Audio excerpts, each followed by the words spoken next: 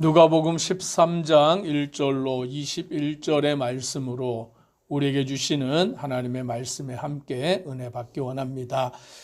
어떤 사람, 두어 사람이 예수님께 와서 이런 질문을 합니다.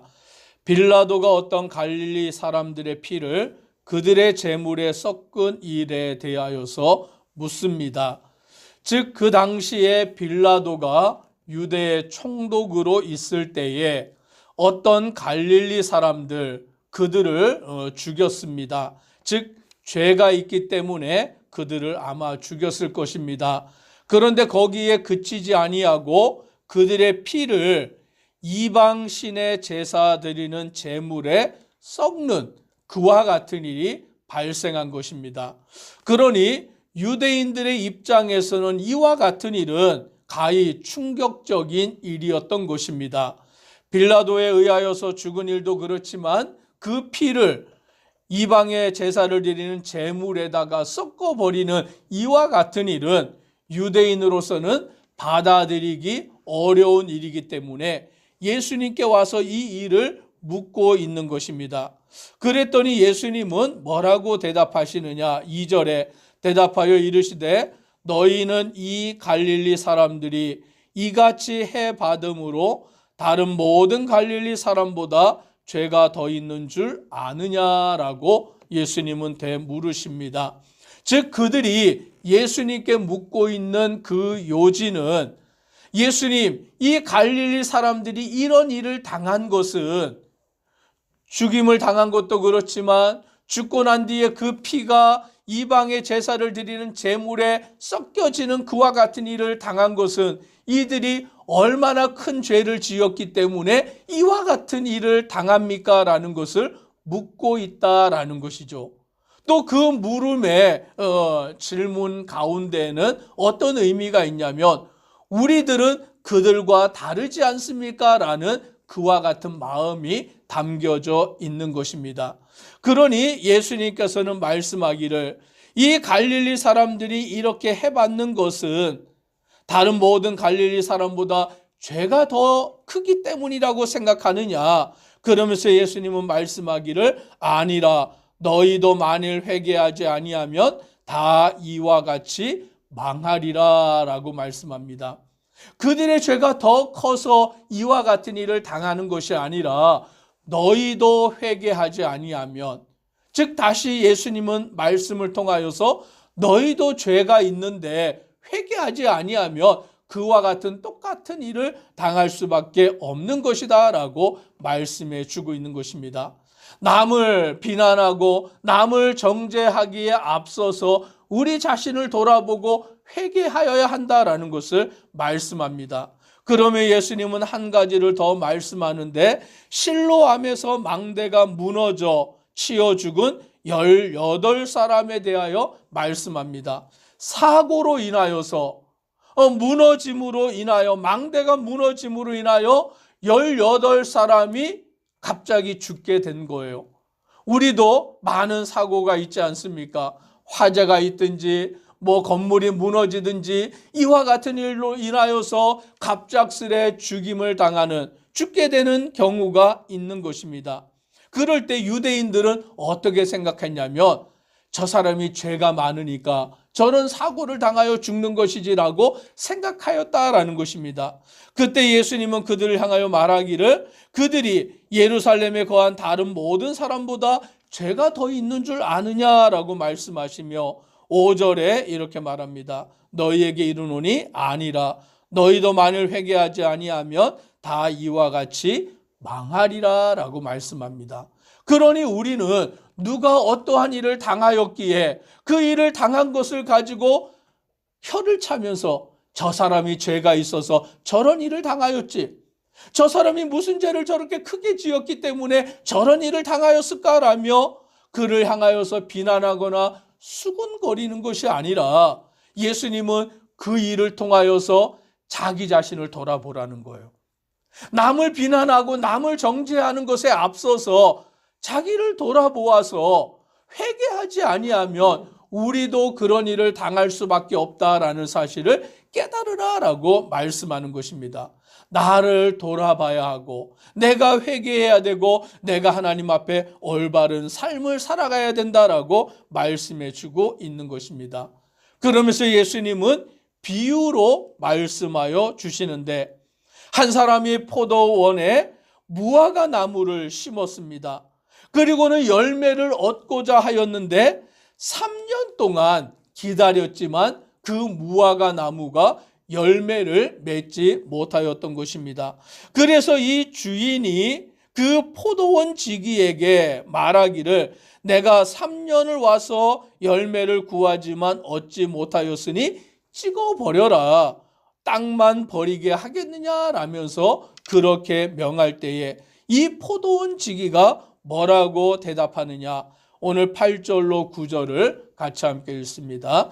대답하여 이르되, 주인이여 금년에도 그대로 두소서. 내가 두릅하고 거름을 주리니 이후에 만일 열매가 열면 좋거니와 그렇지 않으면 찍어버리소서 하였다 하시니라. 아멘. 그 주인이 3년 동안 기다려도 그 무화과 나무에서 열매를 얻지 못하였을 때 찍어버려라, 땅만 버릴 수 없다라고 그와 같이 말하지만, 이 포도원 지기는 주인에게 말하기를, 금년에도 그대로 두소서. 금년 한 해를 더 기다려 보소서. 내가 두릅하고 거름을 주어 이것을 가꾸어서 열매가 맺도록 해보겠습니다라고 그와 같이 말하는 것입니다. 이 비유는 무엇을 말하냐면, 이 포도원 지기가 바로 예수님인 것을 말하여 주고 있는 것입니다. 이 무화과 나무는 우리들인 것이죠. 그런데 우리가 열매를 맺지 못할 때에 하나님께서는 심판하고자 하시지만, 예수님께서는 그 하나님 아버지에게 오래만 기다려 보십시오. 오래만 기다리면 열매를 맺을 수 있을 것입니다. 내가 두릅하고 거름을 주겠습니다 라고 말하며 그 주인에게 한 해를 더 기다려 열매를 맺을 수 있도록 그와 같이 행하고 있음을 보게 되는 것입니다. 즉 우리는 열매 맺지 못한 자에 불과한 것이죠. 그런데 예수님께서는 하나님 아버지에게 기도하시면서 한 해를 더 기다려 주십시오. 회개의 열매를 맺을 것입니다. 변화가 있을 것입니다. 그와 같이 아뢰므로 기회를 주고 있는 것입니다. 그러므로 저와 우리 성도님들은 예수님의 그 은혜 안에서 진실로 회개하는 자 되기를 주의 이름으로 축복합니다. 변화가 일어나야 되는 것입니다. 하나님의 말씀 안에서 새로워져야 되는 것입니다. 오래 참고 기다리시는 그 은혜 안에서 우리는 다른 사람을 비난하는 것이 아니라, 다른 사람을 정죄하는 것이 아니라, 저들이 저렇게 된 것은 그 죄 때문 아닙니까? 라고 말하는 것이 아니라, 나를 돌아보고 내가 회개하고 주님 앞에서 온전해지는 그와 같은 삶을 살아야 하는 것입니다. 예수님께서 안식일에 회당에서 가르치시는데 18해 동안이나 귀신이 들려서 앓고 있으며 꼬부라져 조금도 펴지 못하는 한 여자가 있는 것입니다. 그런데 그 날이 안식일인 거예요. 그런데 예수님은 안식일임에도 불구하고 그 여자를 불러서 이르시되, 여자여 내가 내 병에서 놓였다라고 그 병을 고쳐주시는 것입니다. 그러므로 예수님이 안수하실 때에 여자가 펴고 하나님께 영광을 돌리는 그와 같은 은혜가 임하게 된 것입니다. 그런데 당시에 그 회당장이 있는데 그 회당장은 그 일을 심히 못마땅하게 여긴 거예요. 왜냐하면 그날이 무슨 날입니까? 안식일이었기 때문인 것이죠. 그래서 회당장이 어떻게 말하느냐? 14절에 이렇게 말합니다. 같이 읽습니다. 회당장이 예수께서 안식일에 병 고치시는 것을 분내어 무리에게 이르되, 일할 날이 엿새가 있으니 그 동안에 와서 고침을 받을 것이요 안식일에는 하지 말 것이니라 하거늘. 이 회당장의 입장, 이 유대인의 입장에서는 예수님이 안식일에 병을 고치시는 일이 심히 못마땅한 것입니다. 엿새가 있지 않느냐. 그 엿새 동안 고치면 되고 엿새 동안 그 병이 나으면 되지. 왜 하필이면 안식일에 그와 같은 일을 하느냐. 분을 내면서 이 일을 두고서 이 회당장은 안식일에는 이와 같이 병 고치는 일을 하지 말아야 한다라고 말하는 것입니다. 물론 이 회당장의 입장은 율법을 지키기 위해서, 안식일을 거룩하게 지키라는 하나님의 율법을 지키기 위하여서 그렇게 하였는 줄 모릅니다. 그러나 예수님은 그들의 모습을 이미 알고 계십니다. 그러면서 예수님은 15절에 이렇게 말씀하기를, 주께서 대답하여 이르시되 외식하는 자들아, 너희가 각각 안식일에 자기의 소나 나귀를 외양간에서 풀어내어 이끌고 가서 물을 먹이지 아니하느냐라고 말합니다. 안식일에도 이들이 무슨 일을 한 것입니까?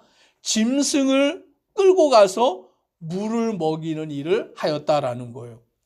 그렇게 하지 않으면 이 짐승이 물을 마실 수 없고 양식을 먹을 수 없으니까 안식일이라 할지라도 짐승을 먹이기 위해서 이들은 그 짐승을 풀어주고 물을 먹이는 그와 같은 일을 하였다라는 것이죠.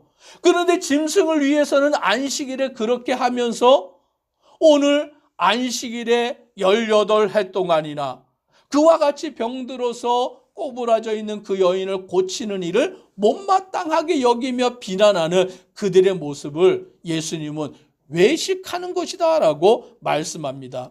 그러면서 16절에 이렇게 말씀합니다. 같이 읽습니다.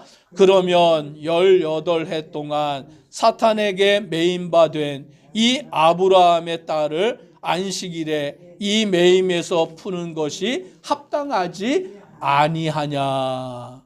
오늘 예수님은 안식일의 의미가 무엇인가를 말씀하고 있는 거예요.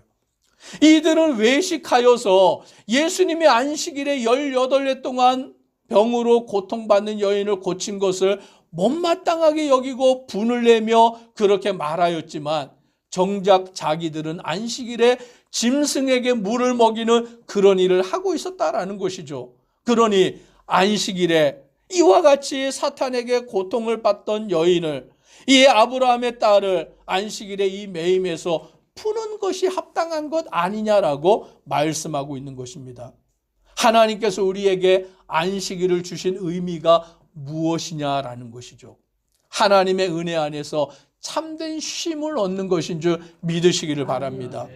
죄에서 고침을 받고 병에서 고침을 받고 세상의 매임에서 해방을 받는 참된 자유와 안식을 누리는 것이 안식일의 참된 의미다라는 것입니다. 그런데 그것을 잃어버린 채 오히려 안식일에 그들은 종이 되어버린 거예요. 율법의 종이 되어서 자유함을 잃어버리고 오히려 그 구속되어져 있는 그 일에 대하여 예수님은 참된 자유를 얻어야 한다라고 말씀하십니다. 그러면서 예수님은 하나님의 나라를 무엇과 같을까, 무엇으로 비유할까라고 말씀하며 겨자씨 한 알과 또 누룩에 비유하고 있는 것입니다. 이 겨자씨 한 알은 지극히 작은 것이지만 그것을 채소밭에 심었을 때에 자라나 나무가 되어 공중의 새들이 깃들이는 것이 되고, 누룩을 가루 서말 속에 갖다 넣었을 때 전부 부풀게 만드는 것이다 라고 말씀하며 하나님의 나라가 이와 같다라고 말씀합니다. 하나님의 나라는 이 땅에 지극히 작은 것으로 심겨졌지만 그것이 나중에는 자라나 나무가 되어 공중의 새들이 깃들이고 부풀게 되어 그 가루들을 넘치게 만드는 그와 같은 역사가 있는 줄 믿으시기를 바랍니다. 우리는 하나님의 나라, 하나님이 하시는 그 역사 가운데 온전히 순종하며 나아가는 믿음의 성도 되기를 소망합니다. 기도드리겠습니다. 사랑의 하나님, 오늘 우리는 남을 비난하기에 앞서서 다른 사람을 정죄하기에 앞서서 내 자신을 돌아보고 회개하는 자 되게 하시고, 오늘 하나님께서는 우리를 우리의 죄로 심판하실 수밖에 없지만 예수 그리스도께서는 오늘도 우리를 위하여 기도하시며 하나님 아버지 앞에 오래 참고 기다리시기를 간구하심으로 우리가 회개하고 주께 돌아올 기회를 주고 계시는 것입니다. 오늘 또한 안식일에 그 18해 동안 질병으로 고통 중에 있는 여인을 고치시면서 오늘 참된 자유와 참된 해방의 은혜를 주시는 예수님을 알고 믿고 주님의 뜻 가운데 살아가는 우리의 심령들 되도록 은혜 더하여 주옵소서. 예수님 이름으로 기도드리옵나이다. 아멘.